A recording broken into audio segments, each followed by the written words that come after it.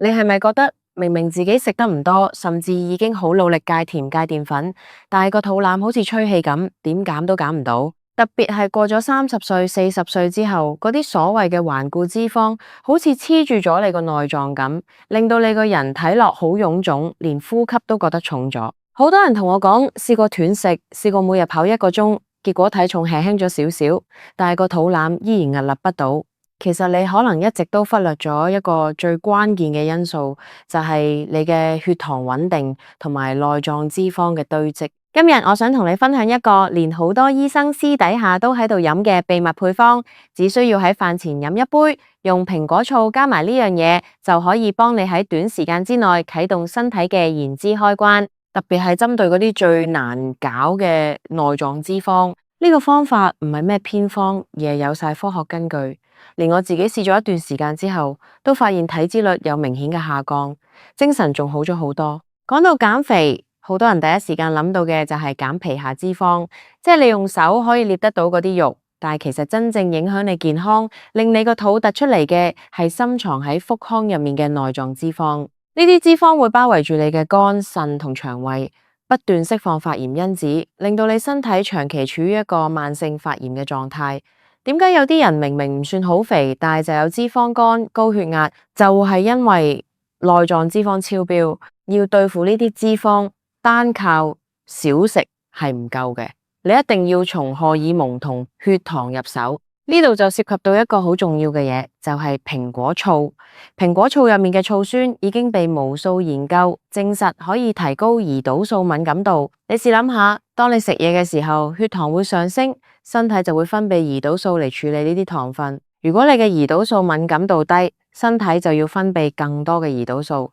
而胰島素正正係一個儲存脂肪嘅荷爾蒙。只要你身體入面嘅胰島素水平高，你係基本上冇可能燒到脂肪嘅。所以飯前飲一杯稀釋咗嘅蘋果醋，就好似幫你嘅細胞裝咗個感應器咁，令佢哋可以更有效率咁處理血糖，減少脂肪堆積。但係單單係飲蘋果醋，對好多人嚟講，個效果可能仲未夠震撼。今日我要講嘅重點係要喺蘋果醋入面加埋洋車前子粉或者奇亞籽。點解呢兩樣嘢咁神奇？我哋先講洋車前子粉。呢種嘢其實係一種純天然嘅水溶性纖維，佢吸水之後會膨脹幾十倍，變成一種好似啫喱咁嘅物質。當你將1茶匙洋車前子粉加落去蘋果醋水度，飯前15分鐘飲落去，佢會喺你個胃入面形成一層保護膜。呢層膜有2個作用，第一，佢會令你產生好強嘅飽腹感，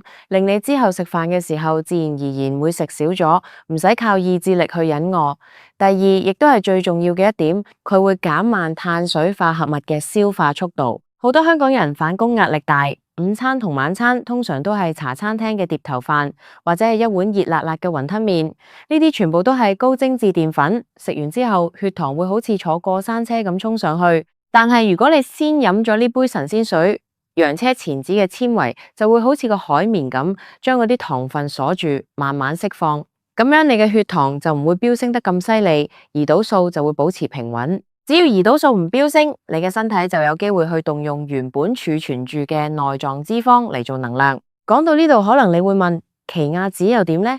奇亞籽同樣含有大量嘅纖維，而且仲有豐富嘅歐米加3脂肪酸。呢種脂肪酸係對抗身體發炎嘅高手。正如我頭先所講，肥胖其實係一種發炎反應。當你身體發炎嘅時候，皮質醇呢種壓力荷爾蒙就會上升。皮質醇係一個好衰嘅嘢，佢會專門叫你個身體將脂肪儲存在腹部，所以好多人壓力大，瞓得唔好，個肚腩就越嚟越大。呢個就係皮質醇喺度搞鬼。奇亞籽加蘋果醋，一邊幫你控血糖，一邊幫你消炎降壓力，雙管齊下。我聽過好多醫生分享，佢哋自己平時應酬多或者手術壓力大嘅時候，都會用呢個方法嚟維持身材。有一個醫生朋友同我講，佢已經50歲啦，以前個肚腩大到連皮帶都扣唔到，後嚟佢堅持每日2餐飯前都飲一杯加咗洋車前子粉嘅蘋果醋，大約3個月之後，佢嘅內臟脂肪等級由原先嘅12級降到去8級。呢個數字係非常之驚人嘅，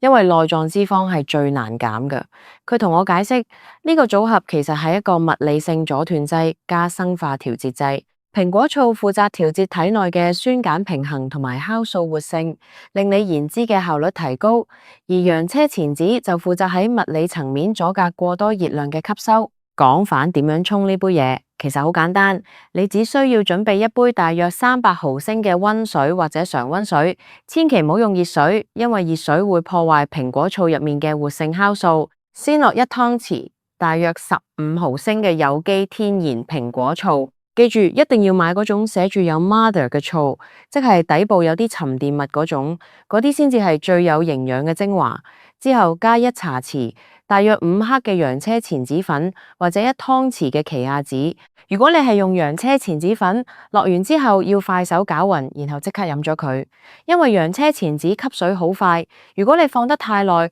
佢會變到好似漿糊咁，到時就比較難入口。好多人第一次飲可能會覺得味道有啲怪，蘋果醋酸酸地，洋車前子又冇乜味。如果你真係頂唔順，可以加幾滴甜菊糖或者少少檸檬汁嚟調味。但係記住，絕對唔可以落砂糖或者蜂蜜，如果唔係你個血糖又會升反，成件事就功虧一簣。飲完之後，我建議你再額外飲多200毫升嘅清水，因為纖維需要大量嘅水分先可以喺腸道發揮作用。如果你飲咗纖維但係唔夠水，反而可能會導致便秘，呢點一定要注意。講到中年肥胖，其實係好多人嘅心頭大恨。過咗35歲，新陳代謝每10年就會跌大約5%。如果你仲係用20幾歲嗰種食法，就算你運動量維持不變，你都會慢慢變肥。而中年人最容易出現嘅問題就係皮質醇過高。喺香港呢個咁快節奏嘅社會，每個人都好大壓力。皮質醇一旦長期處於高水平，佢會破壞你嘅肌肉，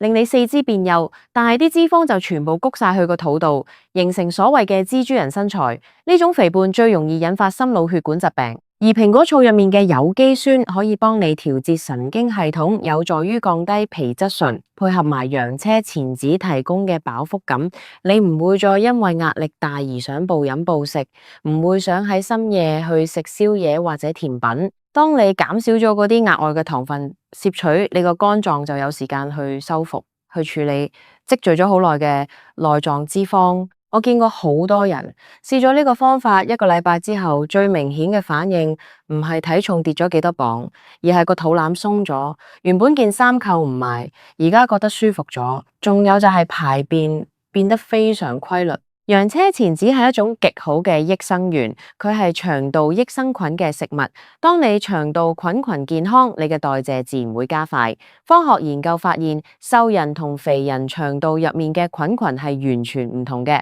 肥人嘅腸道入面往往有更多容易吸收熱量嘅壞菌，而洋車前子可以幫你培育更多幫手燃脂嘅好菌。如果你係屬於嗰種血糖控制得唔好，或者已經有前期糖尿病指兆嘅人，呢個方法直情係救星。有研究指出，飯前飲醋可以將餐後血糖下降30%左右。呢個效果甚至比一啲降糖藥物仲要明顯，而且係零副作用嘅自然療法。當然，如果你本身有嚴重嘅胃潰瘍或者胃酸倒流，飲蘋果醋嘅時候就要小心啲，可以由5毫升開始試起，或者諮詢醫生意見。其實減肥真係一場同荷爾蒙嘅博弈，你唔好再傻傻地以為只要每日跑10公里就可以瘦。如果你餐後血糖依然係飆到去200幾，如果你皮質醇依然係爆晒標，你跑幾多都係冇用嘅。你要學識利用天然嘅食物嚟優化你嘅內在環境。蘋果醋加洋車前子呢個組合成本極低，一樽蘋果醋可以用1-2個月，一包洋車前子粉可以用好耐，加埋都唔使100蚊。比起你去買嗰啲幾千蚊嘅減肥療程，或者食埋啲副作用不明嘅減肥藥，呢個方法簡直係太划算。我想再強調一次，飲嘅時間點非常關鍵，一定要係飯前15至20分鐘，咁樣當你之後進食嘅時候，嗰啲纖維同醋酸已經準備好晒喺你個胃入面工作。如果你係食完飯先飲，雖然都有啲作用，但係個控糖效果就會打咗折扣，同埋一定要堅持，你唔可以期待飲一日就減到10磅，呢個係唔科學嘅。但係如果你可以堅持飲足21日，你會發現你嘅味覺會發生變化，你會變得唔再咁重口味，唔再咁渴望食甜嘢，因為你嘅血糖平穩咗，大腦唔會再發出我需要能量，快啲俾糖我嘅錯誤信號。好多人問我，咁如果我去旅行或者出街食飯點算？其實好簡單，你可以買啲分裝瓶，將蘋果醋帶喺身，洋車前子粉都可以裝喺個細罐仔度，喺餐廳叫杯溫水，自己私底下沖嚟飲。呢種自律就係你同其他人拉開差距嘅地方。當其他人喺度肆無忌憚咁食緊高油高鹽嘅嘢食，血糖飆升緊嘅時候，你已經為你嘅身體築起咗一道防護牆。我仲想同大家分享一個進階版嘅做法。如果你想效果再快啲，可以試下喺呢杯蘋果醋水入面加埋一小撮薑粉或者肉桂粉。薑粉可以提升體溫，增加熱量消耗，而肉桂粉係公認嘅天然胰島素增敏劑。呢個超級組合簡直就係內臟脂肪嘅黑星，不過肉桂粉嘅味道未必人人接受到，你可以根據自己口味嚟調整。有好多人踏入50歲之後，會覺得自己老啦，代謝慢係必然嘅，所以就放棄咗對身材嘅管理。其實呢種諗法好危險，內臟脂肪過多唔單止係外觀問題，仲會增加患上認知障礙、癌症同埋心臟病嘅風險。我見過一啲60幾歲嘅長者依然保持住好精幹嘅身材，佢哋嘅秘密往往唔係做咩激烈運動，而係非常注重飲食細節。佢哋識得點樣利用纖維、利用醋、利用發酵食物嚟維持腸道健康。所以由今日開始，唔好再俾藉口自己。去超市買反樽蘋果醋，去健康食品鋪買包洋車、錢子粉或者奇亞籽，每餐飯前俾自己5分鐘時間，靜靜地飲完呢杯嘢。呢5分鐘唔單止係為咗減肥，更加係你對自己身體嘅一種承諾。你會發現，當你開始尊重你嘅身體，給予佢正確嘅營養，佢會用一個更輕盈、更有活力嘅狀態嚟報答你。最後，我想提醒大家，雖然呢個方法好有效，但係飲食嘅質量依然重要。你唔可以因為飲咗呢杯嘢就覺得可以餐餐食炸雞、飲可樂。呢杯水係幫你優化代謝，而唔係俾你肆意破壞身體嘅許可證。盡量多食啲原型食物，多食啲綠色蔬菜，配合埋呢個蘋果醋配方，我保證你喺短短1-2個月之內會見到一個完全唔同嘅自己。如果你以前試過好多方法都失敗，請你再俾一次機會自己試下呢個方法，唔使額外花好多錢，唔使捱餓捱到面黃肌瘦，只需要一點點嘅堅持同埋正確嘅科學知識，你會發現原來減掉頑固嘅內臟脂肪並唔係一件遙不可及嘅事。當你睇住鏡入面個肚腩慢慢變平，當你感覺到皮質醇下降帶嚟嘅平靜同好睡眠，你會多謝今日開始嘗試嘅自己。我希望每一位睇到呢度嘅朋友都能夠重新掌控自己嘅健康。肥胖唔係宿命，中年發福更加唔係必然。只要你係對咗方法，到咗控糖同埋對抗內臟脂肪嘅鑰匙，你就可以擁有一個更健康、更自信嘅人生。我期待聽到大家試咗呢個配方之後嘅好消息，希望大家都能夠飲出健康，飲走內臟脂肪，迎接一個全新嘅自己。